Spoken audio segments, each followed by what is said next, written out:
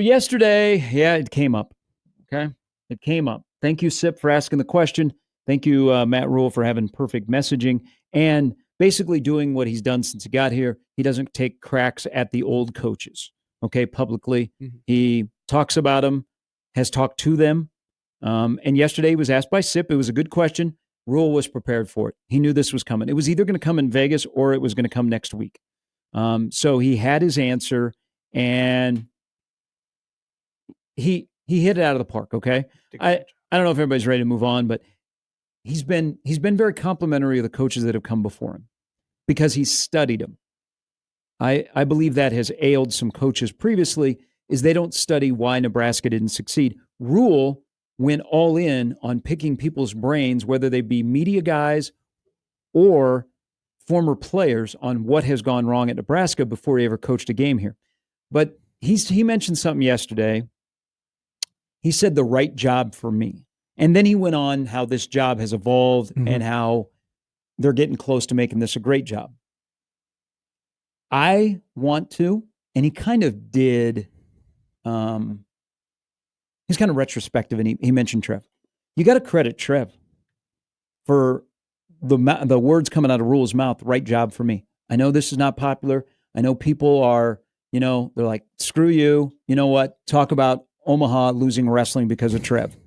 Has nothing to do with what Rhule said yesterday. Is Trev gets credit for Rhule making a comment like that because Rhule got fired. Would have been easy to sit on that money and sit out a year, right? You got a nice place in Carolina, man. You can go to the beach. You can hang out there. They liked Charlotte, okay? You could have been like, I'm getting paid all this money, and then I can watch the landscape of college football or, I don't know, the NFL, but more college football, and then I might be able to choose.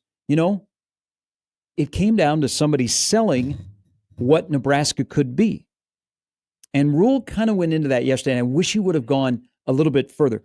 But Trev had to sell to a guy that had no familiarity with Nebraska. Hey, come here and be, Captain Sleuth, and we'll, come in and check out the place when nobody knows who you are. He had to sell it to him so that a guy that had no connection here goes, oh, I see everything that's happening here. I see things are starting to happen. This is the right job for me. So when he said that yesterday, I was like, you know what? There's some credit to Trev. And then Rhule took Trev leaving and has made the job better because people are starting to believe in Rhule. So you start to make that job better. If I'm a booster or I'm somebody that works with you and I don't believe in you, I'm probably not going to help you make that job better. Well, I think that happened in the previous regime. In this regime, with the AD, the president, and the football coach, and more people that have pocketbooks, they believe, so they're helping make that job a better job into maybe a great job in what Rhule say, 4 to 6 years? Isn't that the timetable he gave? That in 4 to 6 years, we're going to make this into a great job? No matter how you feel about Trev Alberts and his leaving, he wanted Matt Rhule badly to be the coach of Nebraska football. And it just seemed like it just for Trev, it just came back to Matt Rhule. It just, he wanted him to be the coach, and he thought that he had the style and ability to be a really, really good coach in Nebraska. And the jury's still out. Like, oh yeah, it's still, we are still trying to decide whether or not it truly was a good hire and whether or not this is heading in the right direction. And that all comes down to wins. But you cannot deny the fact that Nebraska football is in a better spot now than they were before they hired Matt Rhule. And that is a big Rhule thing, but it's also Trev coming in and putting his foot down and saying, no, this is my guy. This is who I want. And we're going to do what we have to do in order to get him. But I do think, too, that Trev propping up Rhule and promoting Rhule and saying you should trust Rhule allowed, when they hired Troy Dannon, they wanted, to make sure that they had somebody who had some sort of connection or relationship or was on the same mind frame as Rhule. And like that has been, I think Troy Dannon has taken it to another level in a way because he's really just given Matt Rhule all the tools he could possibly have in order to be successful. And so however you feel about the culture and however you feel you about also have the an direction, athletic director who everybody's got an ego. Dannon's ego is kind of in a box. like Trev's ego was ginormous. I mean, Yeah. the guy wanted to run the college football playoff. And that ego has helped him during his playing and professional career, and sometimes it's hurt him. A lot of people check their egos at the door, like to make sure that, because they understand the bottom line is if they win, everybody benefits. And if you don't win, nobody has jobs. That's clear. I mean, if you're the president of the university, I think at some point it's going to get you. If you're a player, I think you have to check your ego at the door. But I think if you're a leader of a university during this time in college sports, you kind of have to have an ego. You can't check your ego. Everybody's got an ego, but your ego can overwhelm decision making. Like you had a chancellor who just wrecked everything. That was like, you know what? Hell no, we're not going to make football the front door to the university. Who would want to do that? I don't know. It seemed to be successful at other places. I just think that you can't allow yourself, if you're an athletic director or a coach, to like get run over in this day and age of college football. And you can't allow like the athletic director and the coach of the team should have the best pulse on what the program is and what the athletic department is, and should always have their best interest in mind. And if it means ruffling a couple of feathers and doing things that people don't think that you should do in order to do that, in order to serve your athletic department the best you possibly could, yeah, I'm all for it. I'm all for them. Nick Saban had an ego. I'm sure Kirby Smart has an ego. All these guys have egos, and so you need it. It's just whether or not you're still willing to collaborate with people. Well, that's a good word. Like Dannon is still willing to play ball with different coaches and still willing to give in and compromise and do stuff, and he's proven that with some of the decisions that he's made. So I think it's all about that balance. And I also think it's the tools in the toolbox to be in the power chair, because things got started in the previous regime. They got finished in the current regime. I mean, there were things there. That's a good point. But again, you didn't believe in the guy in the power chair. Okay? Now you believe in the guy in the power chair. So you're taking projects to the finish line, and then you're taking them beyond the finish line. So you're not just, okay, we started this back in 19, we got to finish it. Now you're like, okay, we finished it. What do we do next? You know, because there were a lot of things under Scott that had gotten started, but there was either not enough to move it forward from his vantage point, or other people that believed in it that said, okay, let's go above and beyond. Then a guy gets in there and he's selling his vision, and he's a communicator, and he can tell you what the virtues of doing this. Then people are like, okay, I see it. You got to sell your vision. Just like he was sold his vision on what Nebraska could be. Mm-hmm. He has sold his vision to other people that are like, okay, I'm in. Okay, let's get this done. Let's finish this facility. Okay, let's do this. Let's rearrange the stadium. Let's stop a project. I mean, the guy is the football coach in Nebraska, stopped a project from happening because he's like, there's going to be a wide open part of the end zone, and there is wind, and maybe we ought to look at it a little bit different on how we're going to go about this plan. Sure. I think also too, though, I love the comments from Rhule, because I think from the outside looking in, we have always assumed that Nebraska has a ton of resources, and they do, and they have, the excuse has been, how do you have so much care? How do you have so much passion and so many resources, and you haven't been able to win? And I really do think it was a good thing that Rhule kind of sat down, and the quote is, it wasn't a good job when we got here, right? That's the grabber. But if you listen to the full clip, he goes to explain like what some of the problems were, right? He's like, we didn't have as much financial backing as we do now.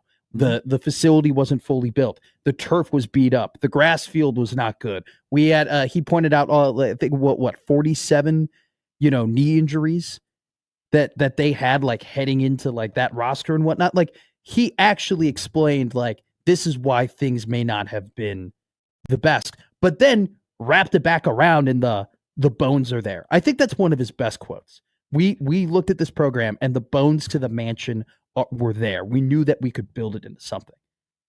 Yeah, I think that's a great way of putting it. And I think that's why Trev today is probably not good for Rhule. That's why Dannon is better. Because I think Trev was good at selling a vision and selling, hey, this is what it could be.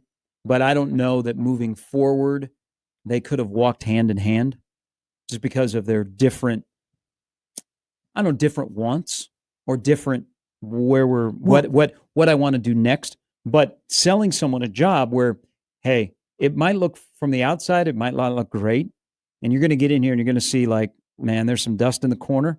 But you know what? There's a broom right down the hall that hasn't been touched in a long time to come clean up that dust. So when he said that yesterday, I was like, Trev did a really good job of selling it. Now, Rhule has to sell Nebraskans on Rhule is the right guy for the job.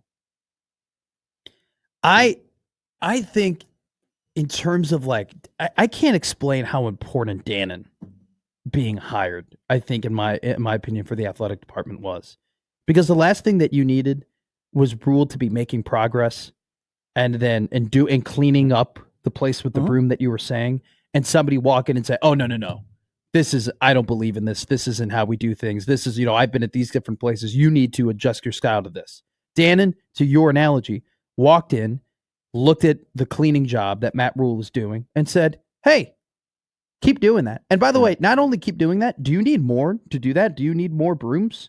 Do you need better people? Do you need better employees wiping up this crap for you? Like, do you need this? And he's provided that to him, and he's allowed him to do that. Well, how many other guys could get away with bringing up Scott Frost and Trev Alberts at Big Ten Media Days? And people are like, okay. That was happening with Matt Rhule yesterday. For a guy that's 13-12. There were people who were tweeting like, oh, Matt Rhule's on fire right now during the side session. And I immediately get the eye roll when I read a tweet like that, because it's like, it's one of those things where we're at the point, it's like, you want to win on the football field and whatnot. But again, he's in his element. He's very good at those settings are long form stuff he's really good at. He's always been that way. But I do think that what I mean by that, though, I had the automatic eye roll, but I was watching the clip and I actually was like, he is on fire here. Like, he actually is rolling. Like, he actually is like bringing up really good points. And like, I think it's just kind of, he said that before. I'm not downplaying what you're saying. I don't like to get caught up in it. He was just, that's who he is. He's, he's always selling the program. Okay. And he does a good job of, as you notice, he also did something yesterday that he's got the gift of an orator, where he kind of knocked his special teams, but didn't. And when did he say that? So he was talking about Eckler. Okay. And he weaved in that they struggled a little bit last year, but didn't fully throw special teams under the bus. Yeah. And he loves Foley. Talked more about Eckler, but weaved Eckler and last year's trouble together to make it sound like a positive. He's always a positive guy. I mean, he always speaks positivity. And and he's a grinder, man. He's not the easiest guy to work for. I mean, God, no. They've had behind the scenes, they've had a hell of a turnover. I mean, it's a revolving door because he's a grinder. But if you grind for him, he will take care of you for a long time. It's just in those settings, he does a good job of, he doesn't destroy people, but subtly, if you listen close enough, you'll be like, yeah, he didn't like that. Well, he didn't like that. He doesn't like the narrative of people around here think that the defensive line is going to struggle this year. So what are we going to do? Yeah, I'm going to go to bat for my guys that are currently there. I think so. When Ty and Nash were great, but we got the next Ty and Nash. When he talked about, this job wasn't good when I first got here, the first thing I immediately thought was I had multiple friends who worked in that football department under Scott Frost. And when Rhule came, it was like after a week, they were more tired than I have ever experienced. I mean, they're like, it is so different. It is so much different from all the work that we're doing to the type of work that we're doing. We have never, the quote was, we have never worked harder. And that was just I think that's just how he does things. And I don't expect that they've taken a step back from that or anything like that. But it relays back into I guarantee you when he stepped in there, he thought, all right, we have a lot of these people aren't used to working maybe at the level that we need to work to be a great program. And he's now put that in there.